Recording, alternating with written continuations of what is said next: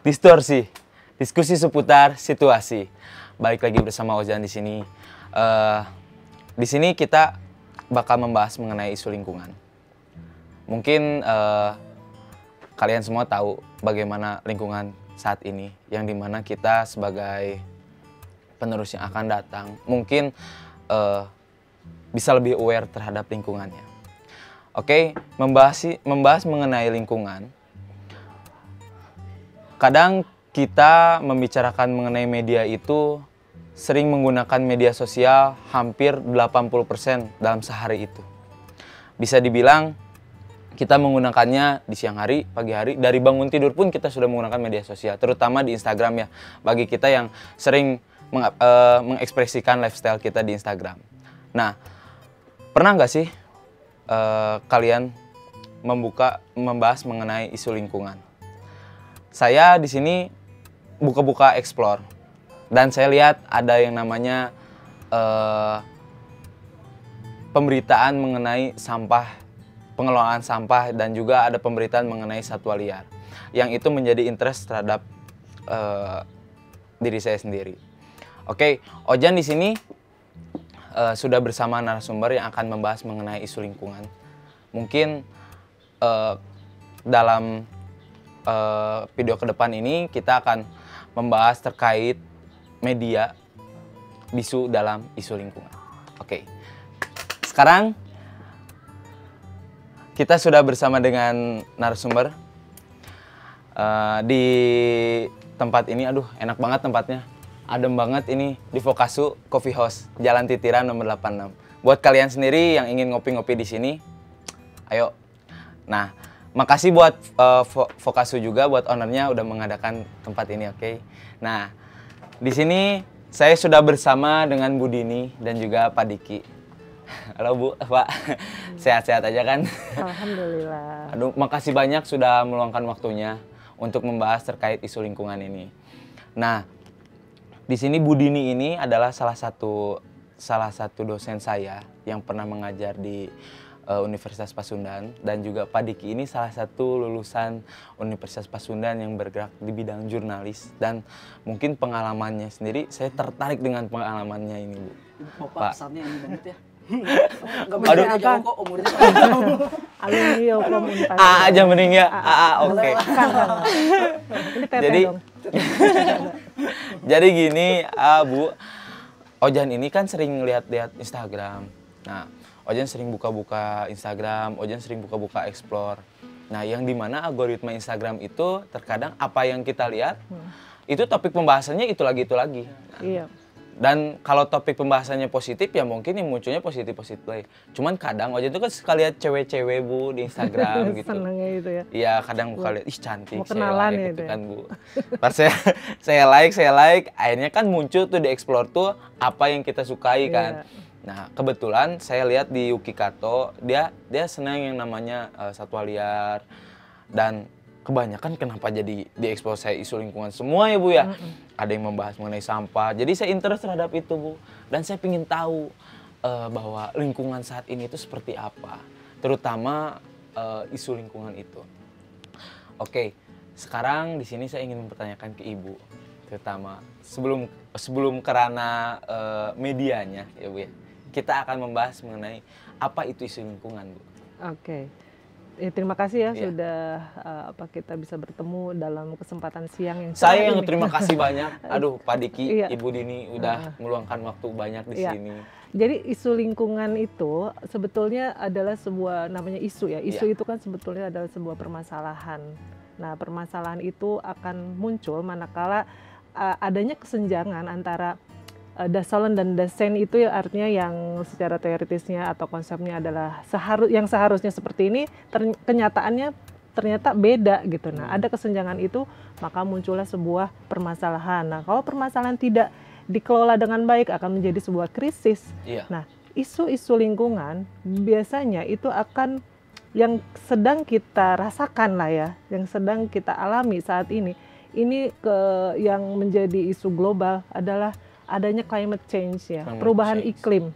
Terasa ya sekarang hawanya itu udah nggak nyaman ya, Jelas, Bu. gerah, panas gitu ya.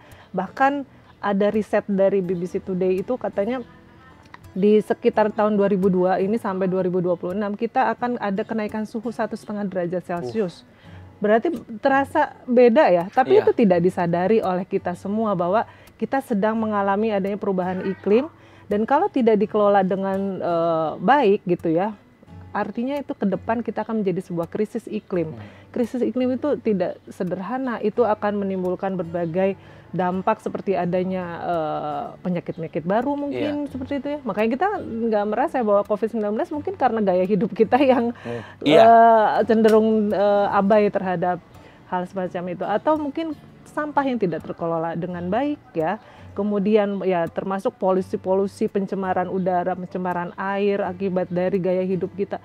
Disinilah peran media itu penting untuk mengkomunikasikan atau memediasi semua ya, pesan-pesan dari alam gitu ya.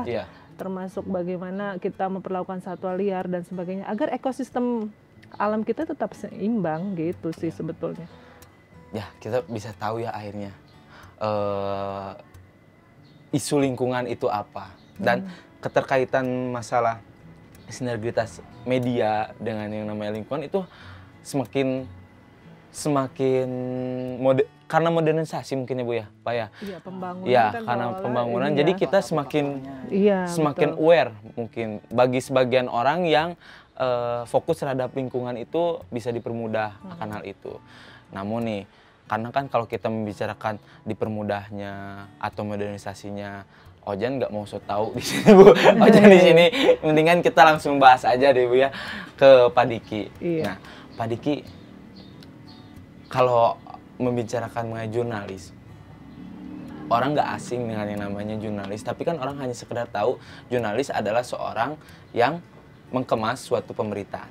Nah, gimana nih Pak? Bisa diceritain nggak apa itu jurnalis dan bagaimana pengalaman Bapak di jurnalis, terutama di ranah lingkungan untuk saat ini? Oke, terima kasih ya sebelumnya gitu kan. Ya ini karena kita satu frekuensi ya Bu ya. Emang betul. aware di lingkungan, akhirnya kita jadi bisa seru ya, bisa diskusi sama aja kayak lanjut Instagram tadi ya algoritmanya. Sebentar Pak, ngomong-ngomong, Ibu juga dan Bapak salah satu pegiat lingkungan juga Ibu ya, benar ya? Iya, jadi sedang menuju ke sana ya terus kita. Ya kalau saya sih karena kebanyakannya ngeliput tentang lingkungan, akhirnya berdampak ke pribadi saya ya Bu ya. Jadi ada gaya hidup, ya mungkin kita karena di lingkungan itu ya gitu, dan melihat fenomena-fenomena yang ini sebenarnya harusnya seperti ini nih, ini bisa seperti ini gitu. Jadi lebih aware lah intinya kayak gitu.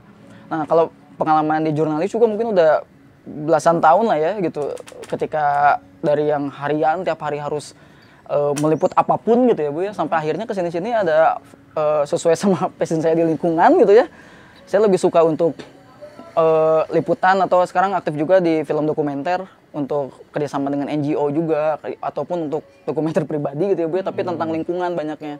Nah itu ngebuat pemberitaan pun menjadi apa ya, menjadi sesuatu yang emang lebih lebih dalam gitu ya. Jadi kalau misalkan kita ngelihat beberapa jurnalis yang emang ngeliput emang isunya dia emang spesifik di lingkungan gitu, pemberitaan pun akan lebih dalam gitu, spesifik, dan kualitasnya pun mungkin bisa lebih bisa lebih bagus lah, oke gitu ya kalau ngelihat dari jenis beritanya gitu. Cuma kalau misalkan kita balik lagi ke tadi gitu, salah satu dampak dari pemberitaan lingkungan, misalkan kita ngomongin pandemi ya Bu ya, tadi COVID-19, itu kan sebenarnya kan dari gaya hidup ya benar gitu, terus dari cara kita bagaimana berinteraksi dengan satwa liar gitu kan, karena satwa liar di sini kan mereka juga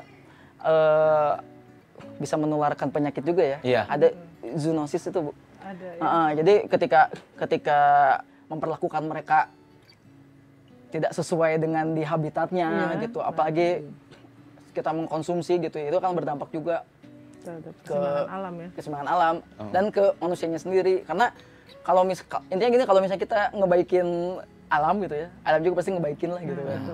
Intinya gitu itu sih. quotes. Bisa jadi quotes of the day. Aduh.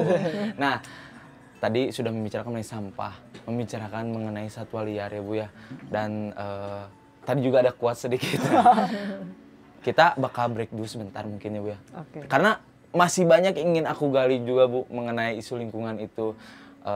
Ada hal-hal yang ya terkait mengenai sampah barusan Bu, dan terkait mengenai bagaimana kualitas dan kuantitas media untuk saat ini, terutama pemberitaannya. Oke, jangan kemana-mana, stay tune.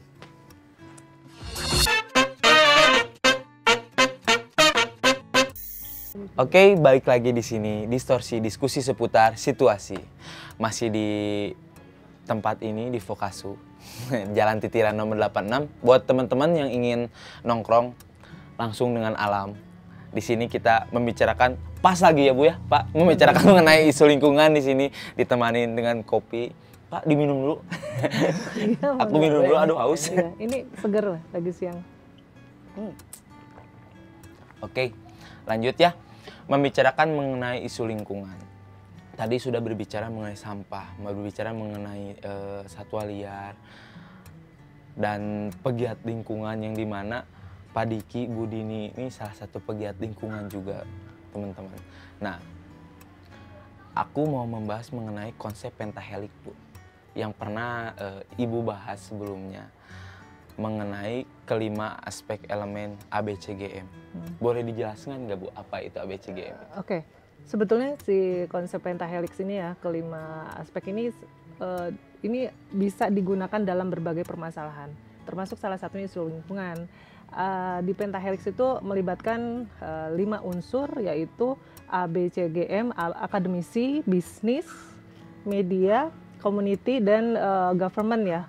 Nah, si ABCGM ini dengan kelima unsur tadi, akademisi dia berperan untuk mengkaji kajian-kajian riset penelitian tentang apa sih isu lingkungan itu yang sekarang sedang apa yang perlu diangkat atau ininya. Kemudian harus ada sinergitas dengan bisnis misalnya atau dengan government gitu. Bisnis pun di sini dalam arti sebagai produsen, penghasil produk-produk yang harus tetap memperhatikan limbahnya gitu, yang harus ramah lingkungan. Kemudian government harus bisa mengeluarkan kebijakan atau regulasi yang bisa mengatasi berbagai permasalahan lingkungan ini. Government, ya komunitas dalam arti sini bisa masyarakatnya sendiri ya sebagai pelakunya gitu ya, kita semua gitu ya yang menghasilkan sampah-sampah atau berbagai gaya hidup lain. Ini pun selain itu juga si C ini jadi komunitas pegiat lingkungan yang dimana mereka itu bisa support terus mengawal berbagai kebijakan yang dikeluarkan pemerintah untuk tetap bisa pro lingkungan. Dan terakhir adalah media. Keterlibatan media dalam sinergitas ABCGM pentahelix ini harus menjadi sebagai saluran komunikasi, entah itu memanfaatkan media konvensional atau media-media baru seperti saat ini ya. Karena disinilah peran media bisa menyuarakan, mengkomunikasikan berbagai permasalahan yang memang lingkungan ini menjadi sebuah PR besar ya saat ini menurut kita gitu. Tadi semakin dalam aja pembahasannya Bu. Iya. Terkait yang terakhir tadi media, kita bicara media. Nah, gimana sih tadi kan Ibu menceritakan bisnisnya bahwa saling bersinergitas ya Bu ya. Mungkin dalam sinergitas itu kita adanya yang namanya permasalahan juga Bu ya, yang kita cari gitu. Pak Diki yang terjun langsung terhadap hal itu pasti bisa menjelaskan apa itu permasalahannya dan juga apa itu sinergitas yang terjadi antara media dengan government, bisnis atau komunitas. Bapak bisa menjelaskan tidak apa itu pengalaman Bapak di dalam media tersebut gitu. Sebenarnya kalau kita lihat dari pembahasan tadi ya Bu ya, media ini kan tadi Ibu bilang sendiri ada media konvensional atau kita sebut atau media sosial itu sendiri ya Bu ya. Iya, misalkan dan media sosial. Ya, media sosial. Cuma kalau misalkan kita lihat lagi ke fungsi pers gitu kan. Kita berbicara di media konvensional dulu deh ya. Di situ fungsi pers itu kan sebagai media informasi untuk menyampaikan pesan ya, gitu, media informasi. Terus di situ ada juga sebagai sarana edukasi kan, untuk memberikan pengetahuan yang lebih gitu ya. Di situ ada rekreasi atau hiburan di sini, entertain. Terus di sini ada sisi dari kontrol sosial. Dan yang kelima itu bisnis sebenarnya, lebih ke lembaga ekonomi gitu kan si media itu gitu. Nah, sebenarnya dari 5 fungsi pers itu juga udah bisa dikaitkan ya Bu ya, unsur-unsur itu gitu. Cuma kalau misalkan saya coba kasih contoh dari sisi pemberitaannya deh gitu ya. Ketika penyampaian pesan yang ingin disampaikan dari satu media itu kan sebenarnya akan berdampak ke masyarakat gitu ya. Iya benar Ya, sekali. kalau kita ngelihat balik ke teori komunikasi nih Bu, paradigma komunikasi Laswell gitu kan. Goals-nya itu di mana sih gitu kan? Iya, Ada 3 tahapan kan?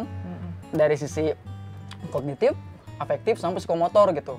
Nah, tergantung nih pemberitaan tentang lingkungan yang sekarang diberitakan di suatu media itu atau oleh si jurnalisnya sampai mana nih goalsnya ke masyarakat gitu. Apakah cuma sebagai informasi aja di kognitif tadi, seenggaknya kita cuma dapat pengetahuan nih masyarakat, memberi pengetahuan. Lalu yang kedua itu sebagai dari sisi afektifnya ada sudah kena hati nih terus gitu ya. Kayak Ojan sudah interest nah, nih. Interest ya. Mulai ada kepedulian nih. Kepedulian kan, mulai nih gitu kan. Aware ngelihat sampah yang dibuang di jalan. Aduh ini kok gini banget. Ada miris, ada keresahan seenggaknya Ojannya. Nah, sisi psikomotor di sini akan terlihat ketika Ojan sudah melakukan pergerakan gitu. Masyarakat pergerakan ini mengacu kepada komunitas tadi Bu, dari pribadi atau ke komunitas tadi gitu. Jadi ketika kalau ada komunitas lingkungan yang mulai melakukan pergerakan karena dari pemberitaan suatu media misalkan, nah itu menjadi sesuatu yang apa ya, dari sisi penyampaian pesan ini goalsnya juga nih. Terus dari APCKM tadi juga itu jadi salah satu apa ya, keterkaitan itu ya Bu ya. Ada kolaborasi, sinergitas di situ. Ojan pernah melihat gitu. Dan mungkin yang saat ini Ojan lihat pemberitaan sekarang tuh kemasannya sama Pak. Namun headline-nya tuh ada yang kadang seperti ini, yang seperti ini tuh ya mohon maaf ada yang terkesan wah nggak masuk nih sama isi berita gitu. Kalau menurut Bapak isu lingkungan termasuk pemberitaan untuk saat ini apakah mementingkan kualitas atau lebih mementingkan kuantitas? Ini nih ini yang emang jadi apa ya, mau itu sebenarnya nggak cuma lingkungan ya, ini akan terlihat dari sisi kualitas si jurnalisnya juga gitu. Makanya sebenarnya kalau misalkan kita di jurnalistik di dunia perjurnalisan ya ada sertifikasi juga kualitas si jurnalisnya gitu, itu langsung oleh Dewan Pers gitu Bu gitu kan. Nah ntar itu ketika jurnalis yang bersertifikasi itu kan tes segala macam ya. Nah itu mungkin akan terlihat juga gitu kualitas si jurnalis itu sendiri. Tapi itu bagaimana cara kita melakukan liputannya itu dan bagaimana media tempat kita berada gitu sebenarnya. Saya tidak berbicara kualitas yang A lebih bagus dari yang B atau gimana, karena itu saya alami juga ya ketika saya yang emang medianya nggak fokus di lingkungan dan emang harus liputan tiap hari gitu dengan kuantitas yang banyak gitu kan, ditarget lah gitu kan. Nah itu kan akan terlihat juga baik lagi ada pola yang emang jurnalisnya itu sebagai kontributor di suatu media yang emang dia apa ya bisa lebih fokus mengerjakan sesuatu gitu ya. Ada juga yang emang ya dia sebagai karyawan ya di medianya itu sendiri yang emang sehari harus ada berapa berita gitu kan kasarnya.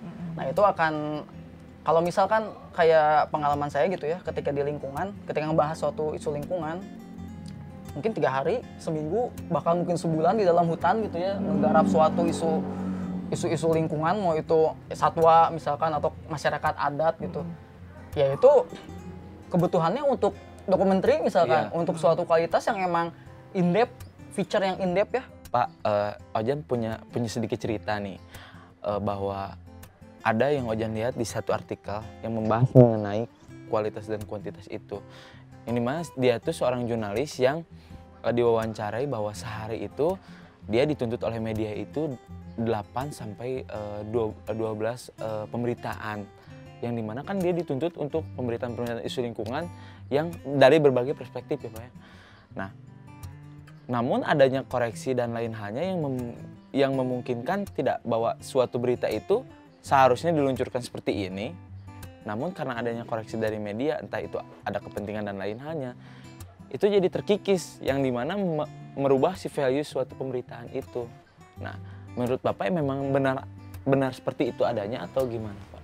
Sebenarnya kalau ngomongin kayak tadi ya, kualitas berita gitu kan, terus kayak yang tadi di target tadi gitu.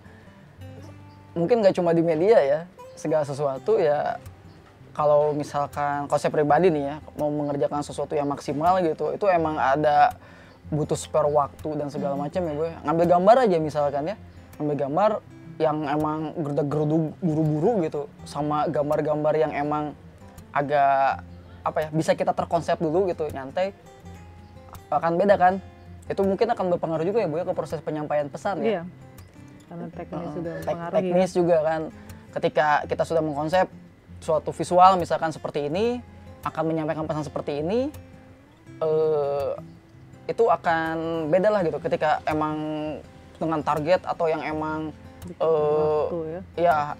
Waktu balik lagi ke situ. Nah, terus kalau misalkan dari sisi pemberitaan tadi, kadang-kadang si jurnalisnya dia punya isu nih, isu yang pengen dia angkat gitu kan. Dia sudah kemas segala macam, cuma kan ya balik lagi tadi gitu ya. Semua mungkin di media itu ada kepentingan juga gitu ya, yang lain segala macam. Nah, itu balik lagi ke medianya masing-masing gitu kan. Bisa tidak memberitakan ini gitu kan, atau batasannya sebatas apa sih gitu, sedalam apa gitu kan. Nah, itu kan mungkin balik lagi ke itu politik media. Ekonomi media namanya. Nah, ada juga teori politik ekonomi media. Iya, karena kan setelah kayak rapat redaksi segala macam, itu dari Pemret sendiri kan ada kebijakan redaksional yang akan disampaikan ya. Oh, ini kita bisa nih bahas ini gitu kan. Nah, itu balik bisa dilihat juga ketika tadi kalau ngomongin ABCGM tadi balik lagi ya, ketika perannya kepada pemerintah gitu ya. Kan media itu kontrol sosial juga nih. Punya sikap ya. Dari sikap ya, dia ada sikap sosial, sikap media sendiri untuk mengkonstruksi masyarakat juga, mengontrol masyarakat gitu. Jadi kalau misalkan contohnya kasus 2015 ketika kebakaran hutan di Riau ya waktu itu ya. Itu jadi suatu headline di Republika. Semua media semuanya headline sebenarnya. Cuma untuk Republika sendiri dia punya sikap media yang emang secara tidak langsung mengkritisi pemerintah gitu ya.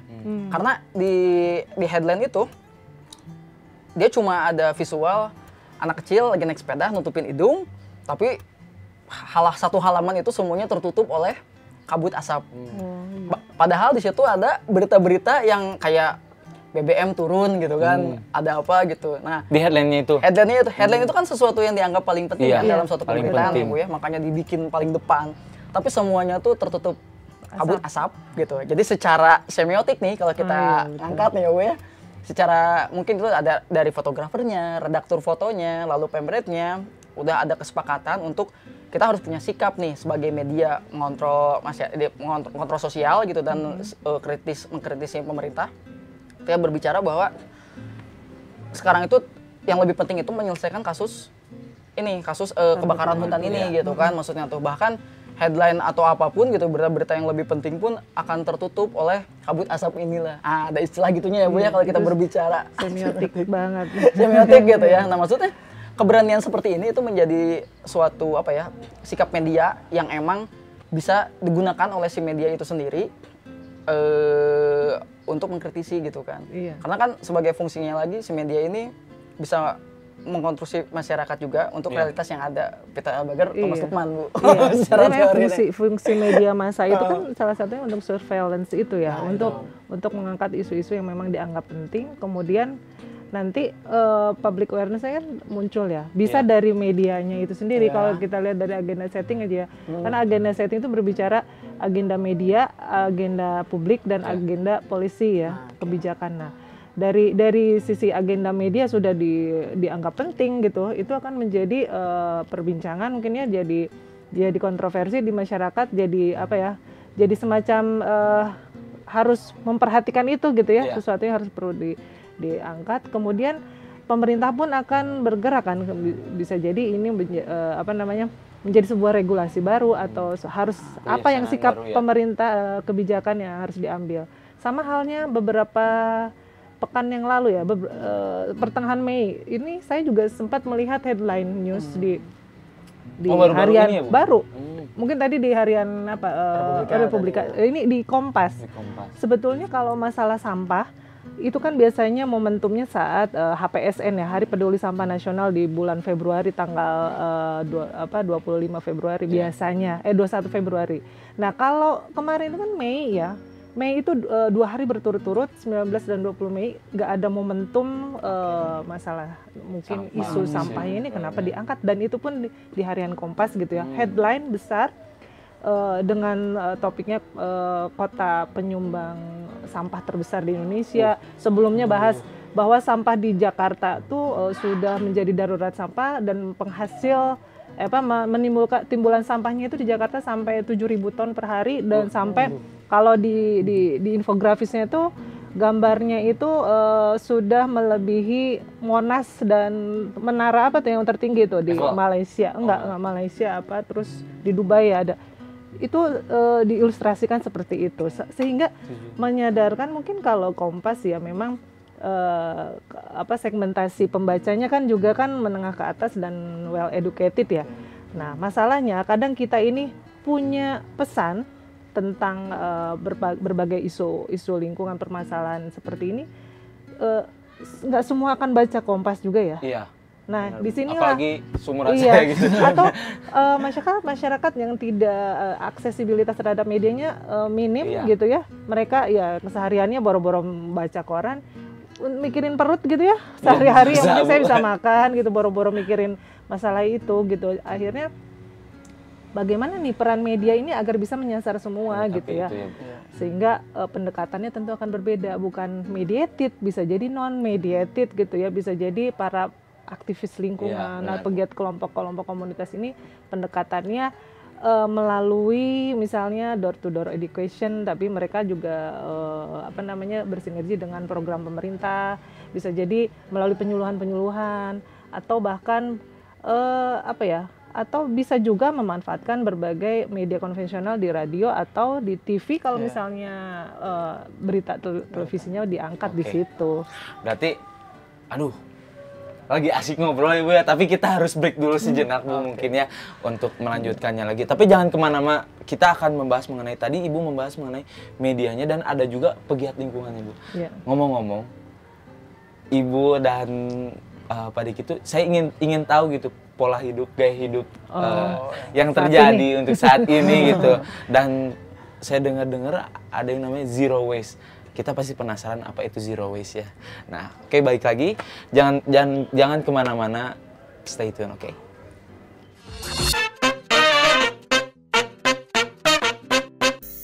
Oke, balik lagi. Kita akan bahas lagi mengenai isu lingkungan dan semakin siang tapi ada angin juga ya. Alhamdulillahnya ada angin dan adem juga di sini, nggak panas-panas.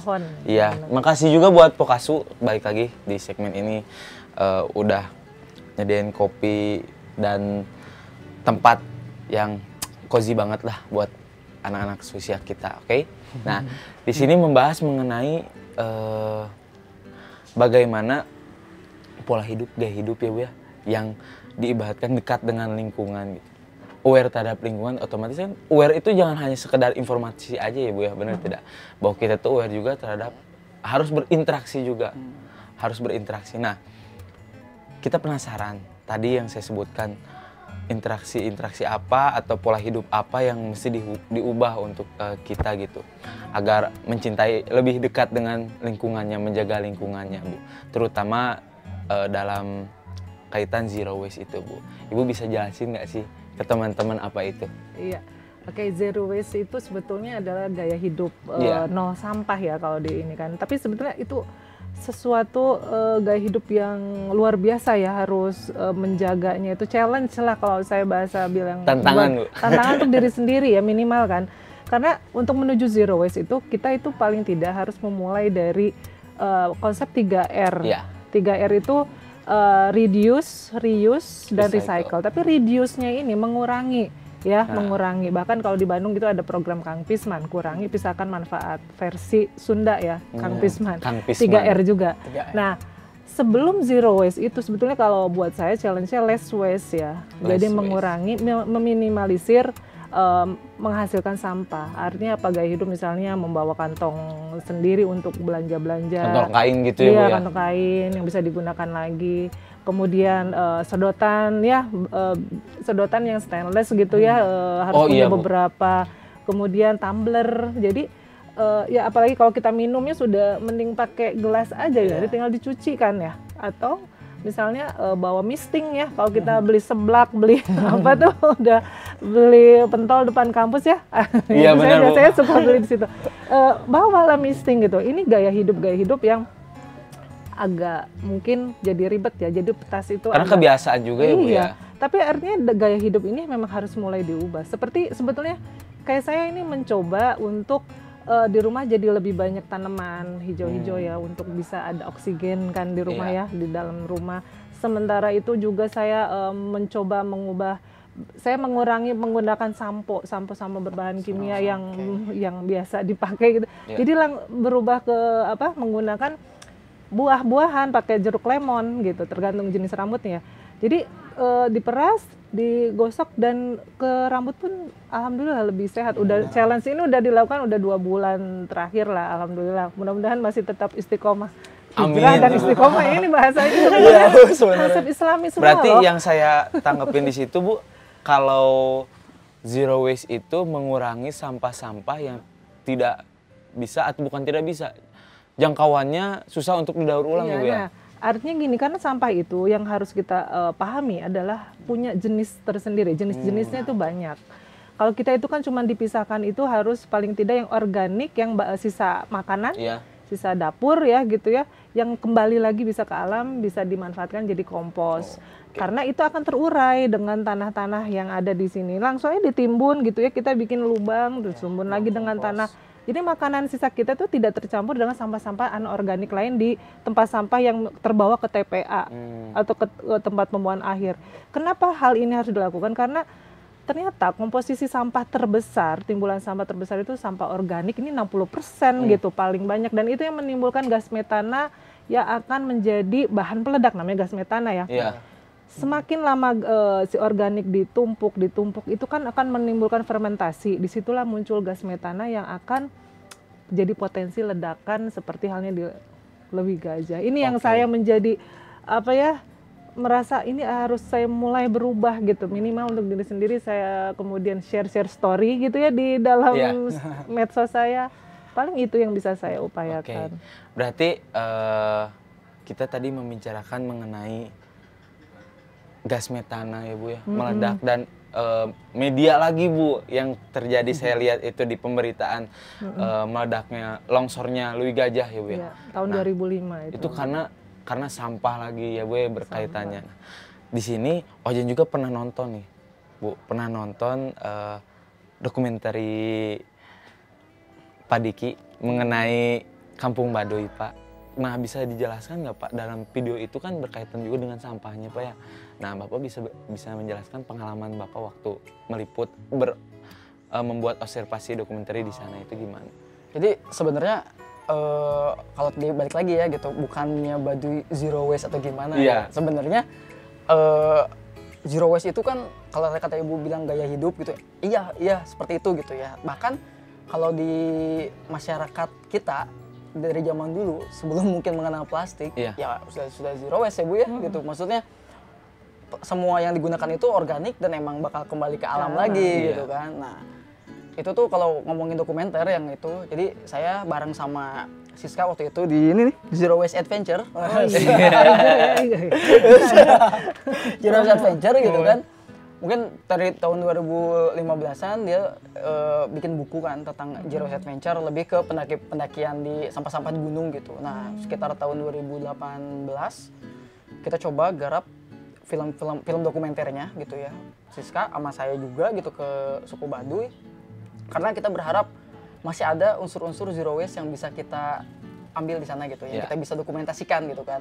Nah, terutama ketika melihat zero waste itu kan kayak yang tren dari luar yang ditarik ke Indonesia ya, Bu ya, kesannya karena menggunakan bahasa Inggris Ya padahal nol sampah juga gitu. Berarti zero waste itu emang dari luar kah atau memang kita konsep dari luar? Konsep dari kita sebenarnya kalau ngomongin konsep dengan cara-cara yang itu ya mungkin ada ya Bu ya. Kita juga kearifan lokalnya. Kearifan lokal kita sudah seperti udah itu. Seperti itu. Makanya kalau di hashtag yang kita pakai untuk yang Jurus Adventure yang di dokumenter itu kan culture return gitu. Jadi kita bisa kembali lagi tuh kepada kepada tradisional yang emang kehidupan tradisional yang emang dulunya itu seperti apa gitu. Nah, jadi kalau kita berbicara tentang Baduy tadi gitu ya, kebetulan selain untuk dokumenter ini, saya juga waktu itu sempat buat juga liputannya untuk di BBC Indonesia gitu ya tentang sampah yang ada di Baduy itu. Intinya sih di sana itu banyaknya emang dari wisatawan gitu kan. Jadi ketika Baduy dalam, mereka itu kan tugasnya itu mempertahankan adat gitu ya. Baduy luar itu menyaring, Bu. Ketika menyaring itu kan mungkin bakal ada orang luar ya soalnya. Ada terpengaruh lah seenggaknya gitu. Tapi mereka masih punya aturan adat yang kuat lah gitu kan. Maksudnya kan kayak ngomongin sampah segala macam. Dampak positif dari wisatawan itu juga banyak sebenarnya. Ketika penjualan kain tenun di sana, mungkin ada pendidikan juga ya Bu ya. Pemberdayaan ekonomi juga ya, artinya ya. Cuma ngomongin sampah nih, di sana mungkin nggak ada yang emang bertugas untuk membersihkan segala macam gitu kan. Jadi kebanyakan banyak wisatawan yang belum teredukasi dan Baduynya juga, suku Baduynya juga mungkin kalau sekarang mungkin sudah banyak ya informasi. Waktu saya zaman ke situ tuh belum, bahkan saya interview narasumber di sana, Kang Mulyono, dia cerita bahwa di sini belum teredukasi katanya. Sebenarnya ketika di Zero Waste kita berbicara minimalism ya Bu ya. Iya. Nah, ketika berbicara minimalism kita coba tanya orang Baduy dalam yang muda punya baju berapa sih gitu ya? Iya. Yang simpel ya Bu ya. Yang muda punya 10 katanya. Yang tuanya kita tanya lagi, cuma punya 3 katanya. Yang satu warna sama semua. Iya, kan emang kan Baduy dalam itu kan sebenarnya Baduy dalam itu ada yang hitam ada yang putih. Yang membedakannya itu bentuk kancing. Kalau Baduy luar itu dia hitam tapi kancingnya ke bawah jamang kampret katanya. Kalau dalam itu Baduy dalam itu pakainya jamang kurung. Jadi apa ya, kalau anak muda sekarang ngelihatnya kayak pakai V-neck gitu.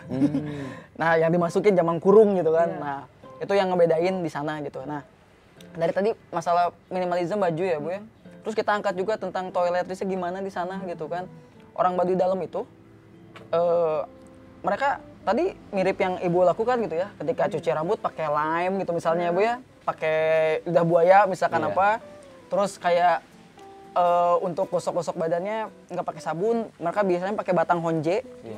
Batang honje untuk nyuci baju bisa pakai buah lerek atau daun kicaang yang emang jadi berbusa gitu kan. Buah lerek ada di situ gitu di. Nggak tahu ya. Nggak tahu saya. Pohonnya emang ada di situ jadi di alam. Sebenarnya di kota juga Bu, kalau misalnya udah banyak ya toko-toko yang toko-toko organis gitu ya yang menyediakan hal itu gitu kan, ya bisa didatengin aja gitu ya. Dan harus beli ya, nggak bisa nanam. Nggak bisa nanam. Ya sebenarnya. Orang Baduy kan punya sendiri. Itu kan di hutan ngambil. Jadi ternyata unsur-unsur zero waste-nya masih ada tuh.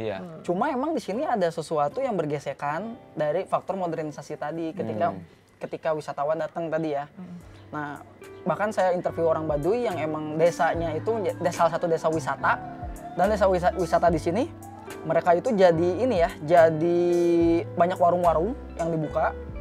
Mereka menyediakan dulunya warung itu digunakan untuk kebutuhan masyarakat di desa itu sendiri. Tapi ketika sekarang jadi desa wisata dan banyak orang pendatang, mereka bisa dikali lipat kan jualannya Bu. Dan jualannya makanan dan minuman berkemasan plastik yang sekali pakai gitu kan, botol-botol air mineral, air isotonik misalkan, terus kayak yang berkue-kuehan gitu ya, kue-kuehan yang pakai plastik mie instan segala macam.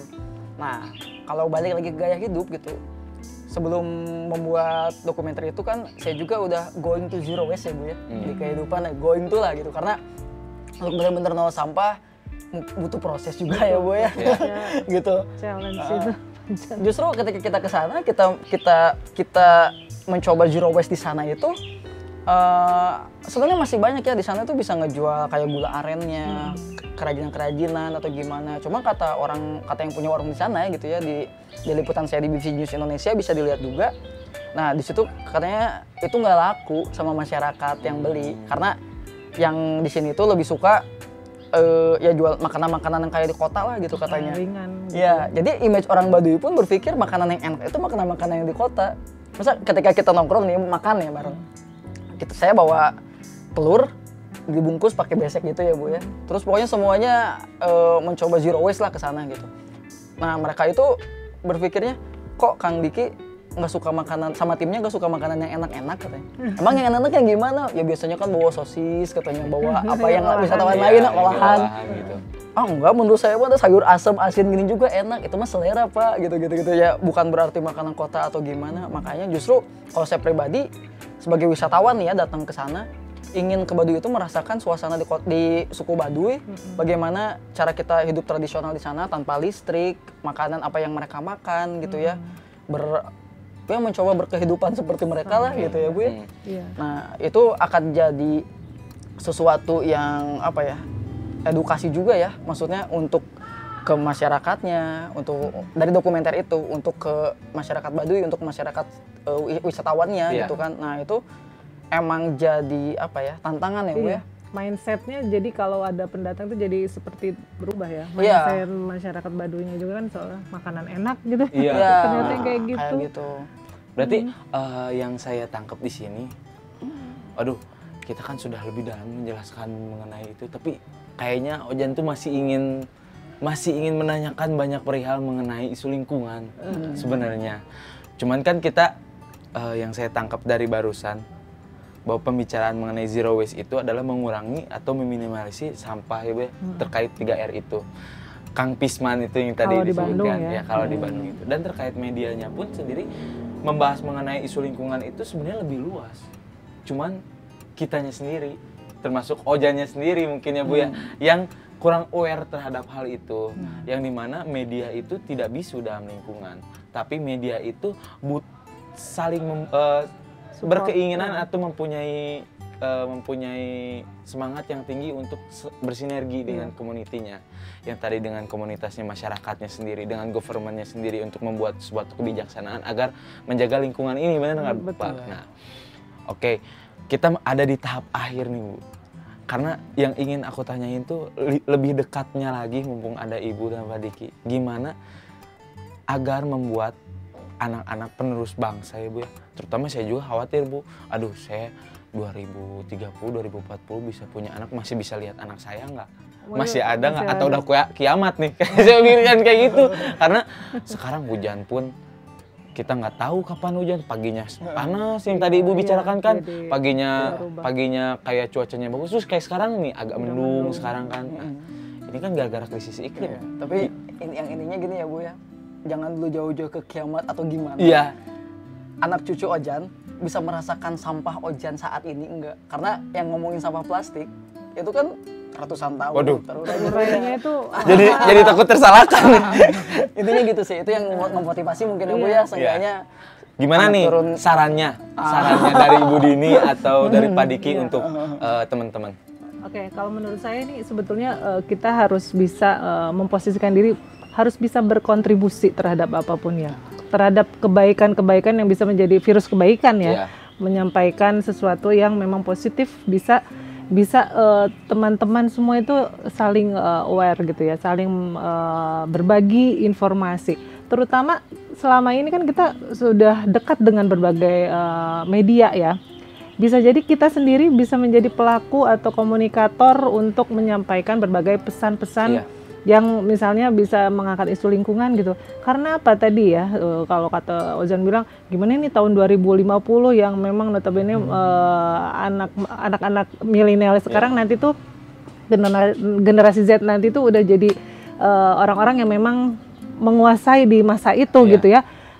Bagaimana si bumi ini masih baik-baik saja atau enggak? Nah, artinya peran dari kita saat ini, kontribusi minimal kita bisa ya bikin konten lah ya. Kalau konten-konten itu ya yang ringan-ringan tentang gaya hidup minim sampah. Terus misalnya kita membuat konten yang memang mengajak melalui TikTok lah atau melalui Instagram kalau yang suka visualnya gitu ya, reels, atau misalnya suka nulis di Twitter ya, nggak bahasa ininya ya pakai banyak dengan ajakan-ajakan.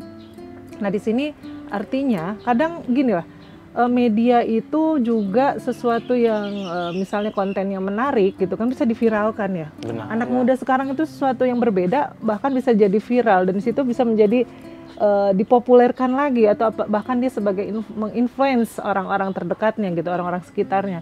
Dengan cara seperti itu paling tidak peran media itu tadi jadi tidak terpaku pada media mainstream gitu ya, media-media yang memang kita bisa menjadi citizen jurnalis ya gitu kan ya, bisa memberikan fakta-fakta di lapangan gitu untuk diangkat.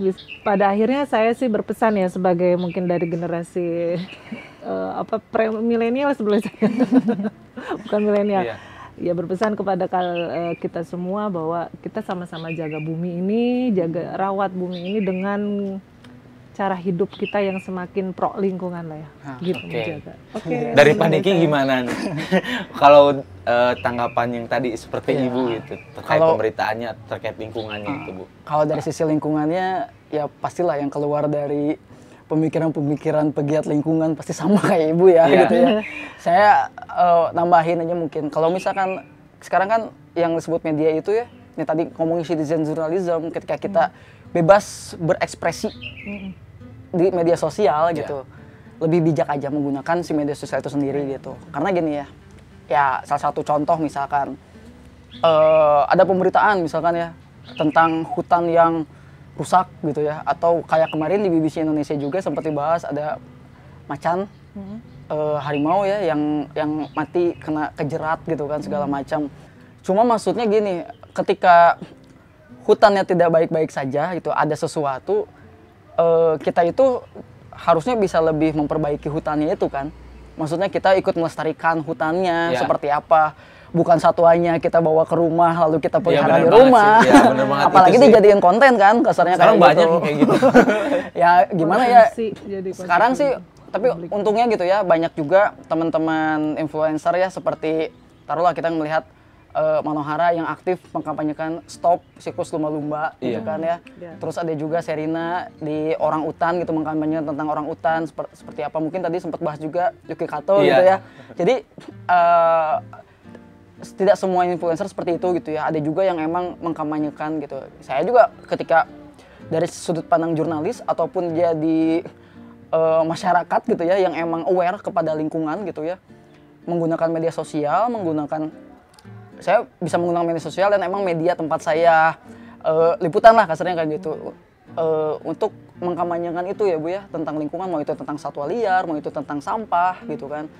Tapi ketika untuk menggunakan media sosial itu sendiri ya kita harus bisa bijak lah. Seenggaknya kita tidak usah menggiring opini-opini yang membuat orang-orang menjadi berpikir negatif gitu kan.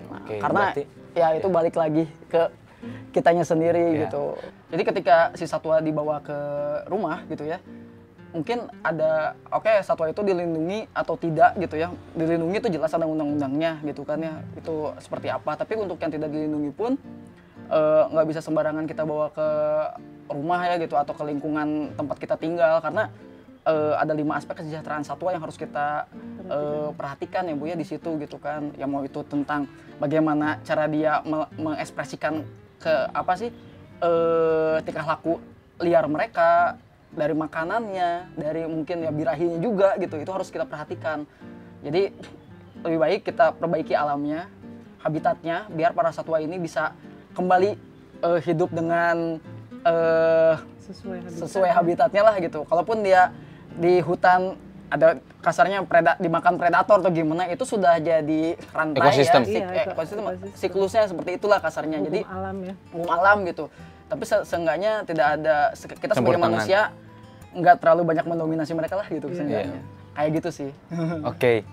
Berarti kalau kesimpulannya yang saya tangkap itu bahwa dalam media itu walaupun ya, sangat luas ya media itu untuk membahas mengenai tidak hanya isu lingkungan, isu-isu lainnya pun. Tapi balik lagi terhadap kitanya sendiri. Kalau misalkan kitanya sendiri, pola hidupnya yang tadi kita bahas, Bu, Pak, mengenai pandangan sudut pandang kita sendiri terhadap lingkungannya itu masih tidak peka, ya bagaimana mau bijak terhadap suatu isu-isu yang lainnya kalau misalkan dalam lingkungan aja kita tidak bijak. Karena kan itu awal dari segalanya Bu ya, lingkungan itu. Kita harus lebih aware terhadap diri sendiri. Karena masa yang akan datang kita nggak akan tahu seperti apa ya Bu Ipa ya. Nah, terima kasih banyak buat Ibu Dini, buat Pak Diki sudah meluangkan waktunya. Kita benar-benar ngucapin terima kasih. Cuman hanya itu yang bisa kita ucapin karena ilmu itu nggak akan cukup kalau dibicarakan hanya sekali saja ya Bu ya, benar tidak? Karena ilmu itu sangat luas wawasannya Bu. Nah, untuk saat ini kita membahas mengenai lingkungan dan saya banyak belajar karena mungkin teman-teman juga banyak belajar dari situ. Dan terima kasih juga untuk Vokasu sudah menyediakan tempat ini, menyediakan juga minumannya. Oke, buat teman-teman balik lagi jangan lupa untuk datang ke sini ya, Jalan Titiran 86 di Dipati Ukur. Oke, Ibu, terima kasih banyak. See you semuanya. Distorsi, diskusi seputar situasi. Ciao.